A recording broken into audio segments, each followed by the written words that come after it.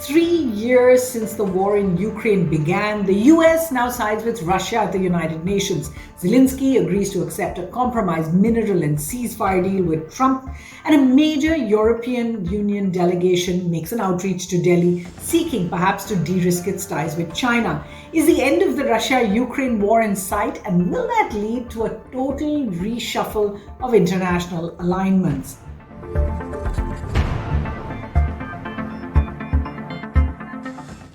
Hello and welcome to Worldview at The Hindu with me, Suhasini Haider. Now, the world marked 3 years since the beginning of Russia's invasion in Ukraine on February 24th, 2022. In Kyiv, more than a dozen Western leaders from European countries and from Canada joined the Ukrainian President Volodymyr Zelenskyy at a memorial service.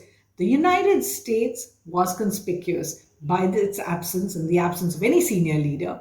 The European Union passed a 16th round of sanctions against Russia, including on Indian companies targeting mainly Russian oil exports and what it calls a military-industrial complex. Russia marked the 3-year point with a call from President Putin to Chinese President Xi Jinping, both leaders reaffirming their no-limits partnership. At the United Nations, 2 resolutions were actually passed. One had been proposed by the European Union and Ukraine, and it called for the withdrawal of Russian troops. Another by the United States, which was watered-down language, didn't even name an aggressor in the conflict. But the most stunning U-turn was what followed. The US voted against the first resolution, standing by Russia, and abstained on its own resolution. India, along with China, abstained on both, but there's no change in India's position. Russia and US also continued their talks after Riyadh. Negotiators are meeting in Istanbul to speak about a wide range of an area of differences, including talking about a negotiated end to the war in Ukraine. Russian President Vladimir Putin said the talks gave hope but warned Western elites against trying to scuttle them. Listen in. Часть западных элит по-прежнему настроена на сохранение нестабильности в мире. И эти силы будут пытаться сорвать или скомпрометировать начавшийся диалог. Мы это с вами видим. Meanwhile, there in the United States, Trump is meeting with Ukrainian President Zelenskyy. He's supposed to discuss a mineral deal for a cut in Ukraine's rare earth and critical mineral deposits, also conditions for a ceasefire with Russia. Tomorrow, the progress toward peace will continue when President Zelenskyy visits the White House. He'll be here tomorrow in the early part of the day, and we'll be signing a historic agreement that will make the United States a major partner in developing Ukraine's minerals and rare earths and oil and gases, and we have a great understanding. I think it's going to be great for Ukraine. We're going to be at the site, and we'll be digging. We'll be digging. Dig we must.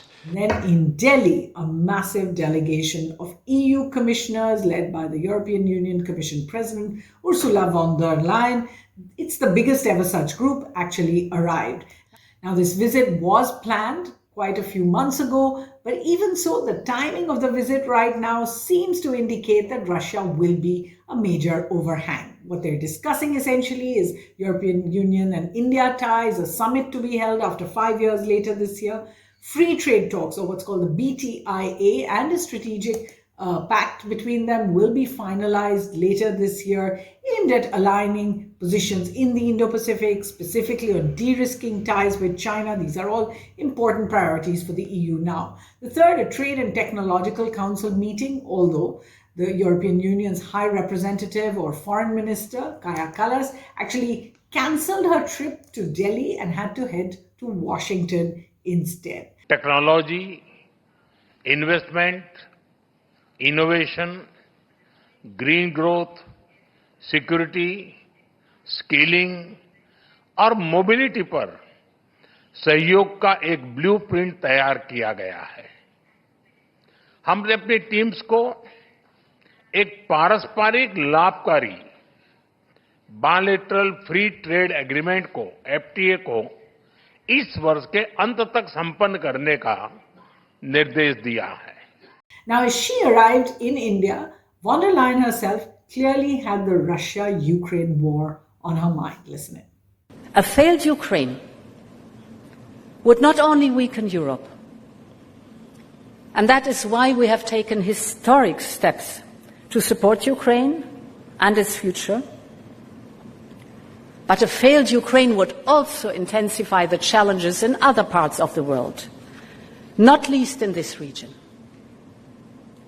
Other countries around the world are watching very closely whether there's any impunity if you invade a neighbor or violate international borders.